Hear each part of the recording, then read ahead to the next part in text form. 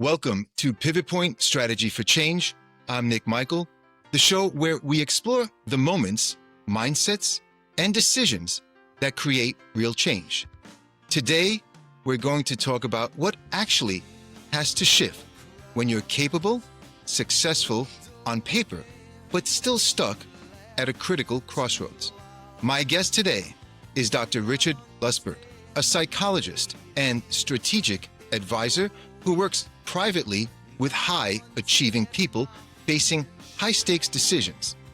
He's known for helping clients identify the real constraint in their situation, the turning point beneath the surface that hasn't been named yet, and then designing a path forward that is both practical and psychologically honest. Over the years, Dr. Lustberg has built a reputation for going exactly where most people won't go, resolving complex issues that standard solutions and even traditional therapy often can't touch. His work sits at the intersection of psychology and strategy. And today, we're going to dig into how to recognize your own pivot points, how to stop circling the same problems, and how to make changes that actually stick. Dr. Lustberg, it is a pleasure and a privilege to have you with us here on Pivot Point Strategy for Change. Welcome to the show. Well, thanks for having me. I really appreciate it. What I thought was, we'll give you an opportunity to really take a look at what pivot point you'd like to look at in whatever context. And of course, as you know, we'll certainly be able to sit down again down the road in the future and continue the conversation. But the stage is yours. Well, I think that when you're looking at what's going on today, people are focusing on a lot of beliefs, ideas, feel-good kind of things. That's what you're kind of seeing. This kind of like, let's all feel good. Let's make you feel better. Let's make you feel comfortable. And there's something to be said for that. There really is. When you really look at it, holding somebody's hand or having empathy for them, that's fine. And it is probably necessary. You certainly want to make that connection. And I think that that's what any psychologist, a good strategist, advisor, coach, whatever you want to call them, would do. And I think that goes without saying. And I think you're getting a lot of that kind of upper layer, kind of feel good, kumbaya, let's all hold hands stuff. And again, that's a place for that.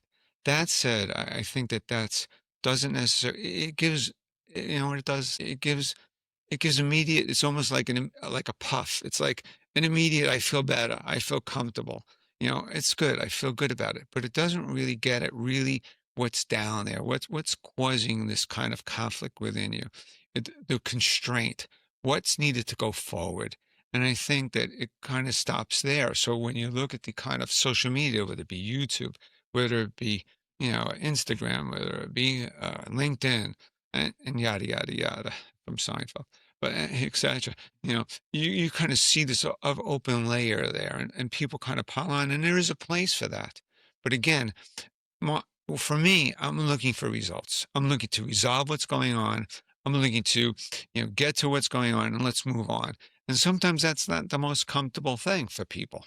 You're making a great point. And I'm curious, we often confront a level of resistance, what I call sometimes the push-pull. And there are also opportunities that you see that people have that they're not noticing. There's always a blind spot for some people.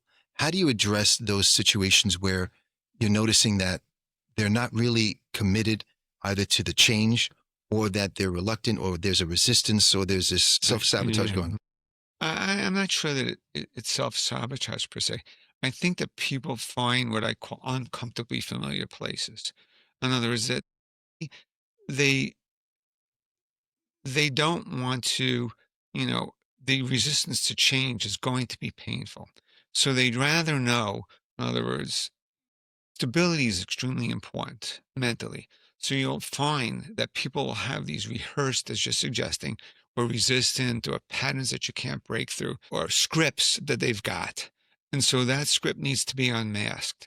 Though it's people, what I think most people don't realize, and therapists may not realize, or even coaches or whatever, But that script is totally stabilizing. So you're wondering, why is somebody unhappy, but still doing the same thing? With the underlying idea that people want stability, even though it's uncomfortably familiar. So something may be somewhat painful, but they think that that's door number one. So they know what door number one is, but they don't know what door number two is. That's really one of the major things. What's behind there? And I think that that's not only the fear, but there's actually terror. So it's unstabilizing. So my job is to one, to let's break down the idea that of this stability, the need, this thinking, this kind of concrete thinking that you're seeing, get past that. The other one is that, you know, when you're as a therapist or a coach or a strategic advisor, this idea that, it's one of the analogies or stories I give is that you come in to see a cardiologist and you know the person is going to have a heart attack if they don't change. You don't turn around and say to them, gee, you have a heart murmur. To me, yeah, you'll feel better. It's okay, because you don't want to let them know that you're about to have a heart attack. So to me, it's irresponsible. It really is. You need to, this is what's going on. This is what's going on with you. And that's what we need to do, period. And at the end of the day, our job, whether it be as a psychologist, as an advisor, this is what's happening. This is what I'm seeing. This is what's happening with you. And this is what we need to do. And we're going to find out a path together. We're going to figure out a path together. We're going to identify what's holding you back specifically, what you need to change exactly, and then we're going to go from there. Period. I love your directness.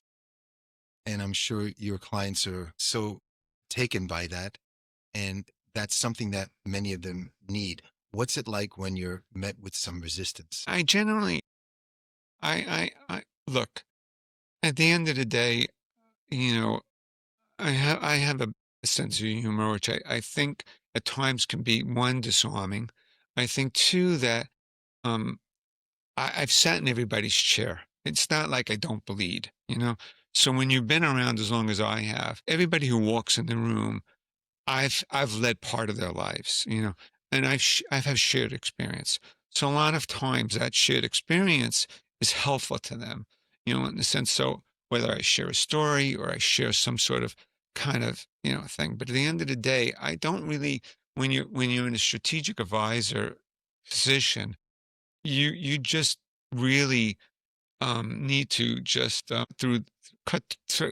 trying Cut to the chase. Yeah, this is a family show. No, go right ahead. Yeah, I got to cut through the crap. And I do, and so I get right to it, and I find that what I'm finding from it is that people are saying to me, "This is refreshing. This is somewhat different."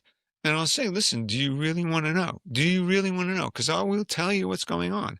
And I don't do this well, I don't do that well, but when I know what's going on, I'm going to tell you. And they all say to me, just tell me. For 99% of them, just basically tell me. So what I'm struck by is you have a very professional manner.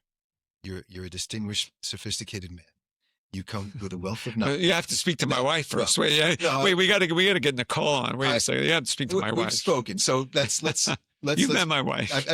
I've met your wife. So given that, I can imagine that there's a significant level of respect and connection that you gain and rapport, so that when you get to that point, people are more receptive to that. And it must be a real privilege for your clients to be working with you and to have the wealth of experience that you have. And you come from a place where you've walked the walk and you've talked the talk.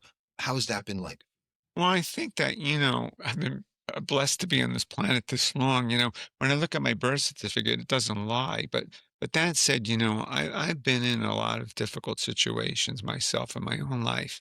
And, you grow up in New York City and, it's a great place to live. And I'm not here to make a commercial about New York City, but that said, growing up in New York City in the era that I did. But when you're kind of dealing with, international disasters, when you're dealing with public relations issues that are really all over the newspapers, people coming in out of jail, people having all sorts of, ready to go to jail, people being in the newspapers and stuff like that over some sort of incident or some sort of athlete, in a certain situation, you need to be ready and prepared, to meet that moment. And so sometimes, when somebody comes in with a gusher, You can't sit there and say, well, let's talk about it. You really need to kind of stop the bleeding, so to speak. You need to kind of immediately triage it. And really, I find that this kind of idea of, well, let's use the first session to, get to know each other. I think that works somewhat therapeutically at times, and certainly I work both sides of the, aisle, so to speak. But I find that the sooner that you demonstrate to that person that you know what's going on, that you're going to provide a path out of this. So you're identifying the constraint, what's wrong with them, what we're going to do, and the path out. You immediately get credibility with them. And they leave the S- office with something in hand rather than, you know what, we reviewed the intake form today. We went over the other forms, we reviewed your HICFA form and blah, blah, blah, blah, blah. And we do have to do that, unfortunately. So, but at the end of the day, I find that let's just get right to it. I don't really find that, that form necessarily works for me. Can I do long form therapy? Of course I can. But my job as a therapist is to, and as to teach both on both sides, is to get results, okay, and to get results quickly and get you moving. And I find that people forget. One of the things I tell them is that, yeah, of course I want you to feel better. That goes without saying, mm, Nick. Of course I would like you to feel better. But at the end of the day, I want to do well at my job and I want to be successful. So the stuff that comes out of my mouth, whether you agree with it or not, one is in that direction. We want to be successful. I want you to be successful. And ultimately, I'd like to do well at my job. And people tend to forget about that. Nobody wants to, bat, 190 when you could bat 320, I'm trying to say. So at the end of the day, people tend to forget that, so I want to be successful. And so I like, I'm right at it. I hear you. I like the baseball analogy, by the way. And I think it comes back to again, the value for people to be coming to you comes back to your assessment skills, your diagnostic and your assessment skills of really breaking it down and understanding where to go, what to do. You, right. You need to listen. You people people are unprepared. They are. And one of my jobs is to have them prepared. So let's just talk it. Believe it or not, people will actually be texting me during a meeting under the table, and I'll actually tell them exactly what to say. I'm in those meetings. So we actually know who who the players are at that table. So I've figured out, I figured out with them what makes this person tick, what makes that person tick, what's that agenda. So we know the agenda. So the script is already set ahead of time. So I had somebody, I said, listen, I said, you I've been working with this person on and off for a lot of years, okay? And through strategy wise. And basically I said to her, listen, you have to say, put on your big, she actually went in and said, listen, it was hard to believe. And people, you need to put on your big boy pants, she said to the guy. She said to the boss.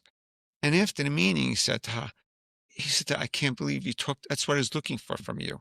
I was looking for you from that. That's what I wanted you to do. It was such direct conversation with him. We had scripted it. We had sat down. He said to me, that's exactly what I wanted from you. And it went so contrary to what you might think. But if you know the players at the table, it's not one size fits all, you know?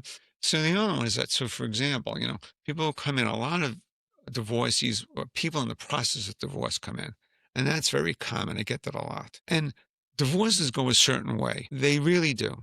And so at the end of the day, when you're working either with that attorney, when you're as a strategist per se, or even a psychologist, if you're allowed to speak to yada, yada, et cetera, kind of thing, you can kind of know what's going to come next. They go on process. So your job is to prepare that client or that patient, or whatever you want to call them, or that whatever you have, to prepare what's going to come next. And so at the end of the day, a well-prepared person that you're dealing with is going to do well, period. And my job is to help you do that. So I will be there for you. I believe it or not, it's not like, a spy thing where you could be in the air, but one day it might be. But people actually bring me into the room with them. And that's where the high stakes really happened. And, where we're going to cut Yes. through. And you would not think the things that you think that you can't say, you can. It's how it's presented. And if you're reading the person correctly, you know, one person said to me, I said, listen, this is what we're going to do. Off the streets, this is a true story. Off the streets, early on, came in, I won't go into great detail, but was working as a waitress and couldn't keep a job.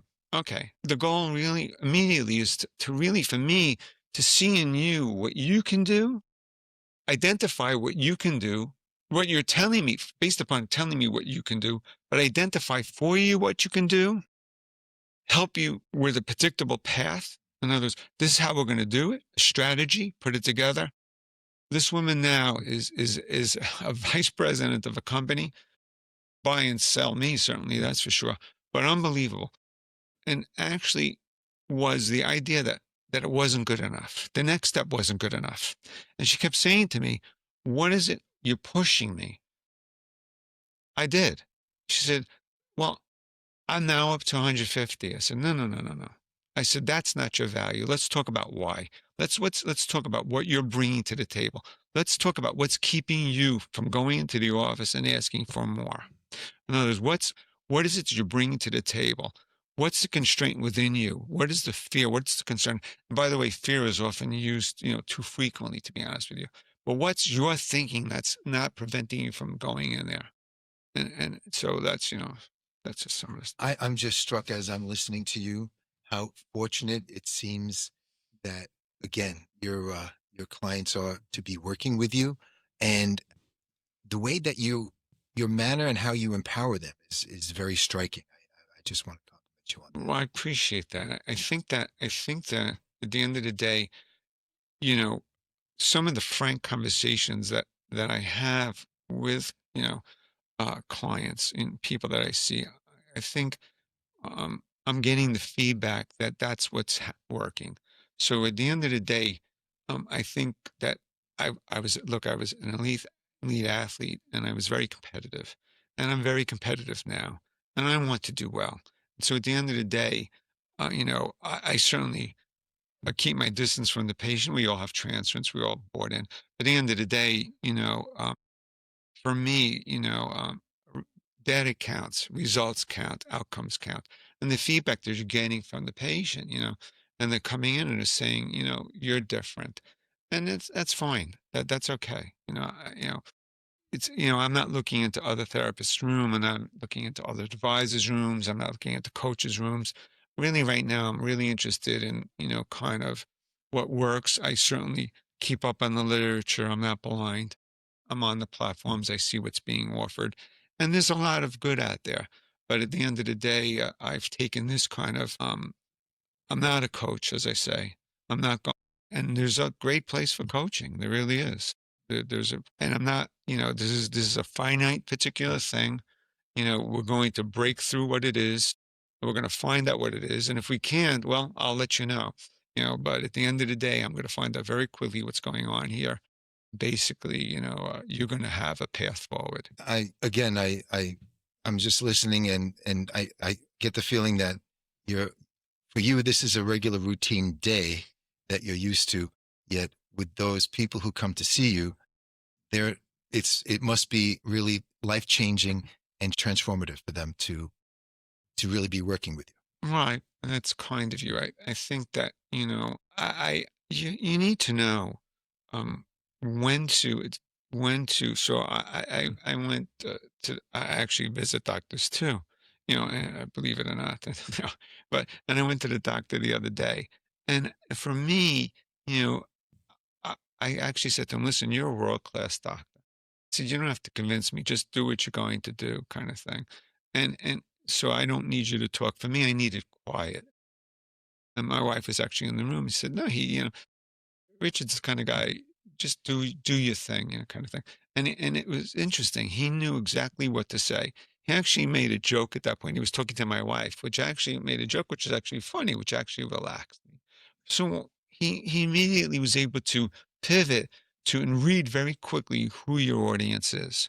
So you really not there's not this, you see on LinkedIn, particularly just you see on LinkedIn these kind of formulas, and I'm not you you can have, obviously you have a philosophy, and there's data, and there's science, and there's training, and all that. And obviously you have foundational but if you can't zig when your client zigs and zig when your client, you know, there's many tools there, you know. And so at the end of the day, I pride myself on being able to do that because you really need to quickly read the room and whether you can say, CeeLo Green, he sang two versions of the song. One was Forget You and one was F You. And so in the end of the day, you have to be able to figure out which version of the song, for those of the audience that may be young or older who don't know CeeLo Green, he's still around, but the song is out there. But at the end of the day, you need to know when to sing which song, so to speak, So and what version of that song you're singing. Sometimes it's F you and not, Forget You. No, I see what I'm struck by is you're very direct, the level of rapport and the connection that you establish. I mean, you might take it for granted, but it's so striking. And I can see the level of reassurance that people derive from being with you.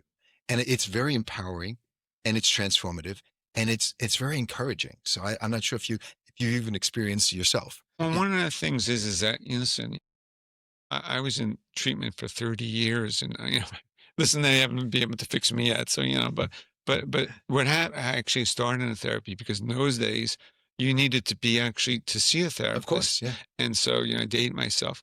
And so what happened is I just happened to hang around and life happened.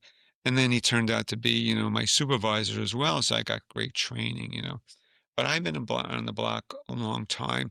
And I find that one of the things that's happening in the field of psychology is that you've got this kind of, workbook. There's a lot of workbooks, and there's something to be said for that. There's something to be said for everything out there. It does work, trust me, for a certain level. But I find that when you allow yourself to go off script a little bit or follow your instinct or follow what you think is the right way, it's much more freeing. The clients, and the patient's experience. Spontaneity, yeah. Yeah.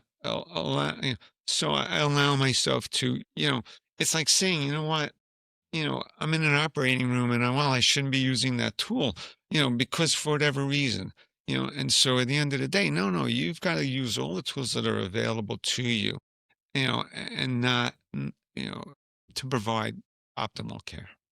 Dr. Lustberg, I know we can go on and on, but I want to thank you. What you've given us today isn't just a framework. It's a mirror. It's a reminder that the gap between knowing and changing isn't a character flaw. It's human.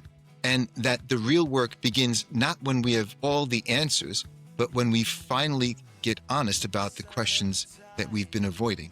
You've spent your career going where most people won't, into the uncomfortable, the unnamed, the inconvenient truths that sit just beneath the surface of even the most capable of people's lives.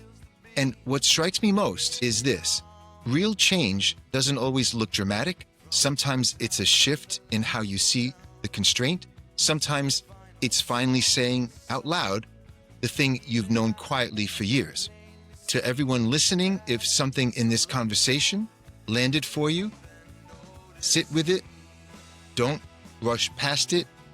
That discomfort you're feeling might not be a warning sign. It might be a door. Dr. Lustberg, it's been a privilege to have you on Pivot Point Strategy for Change. Thank you for joining us here. I appreciate it, Nick. Anytime. And as always, I'd like to leave everyone listening with the one question that I like to ask. What is your pivot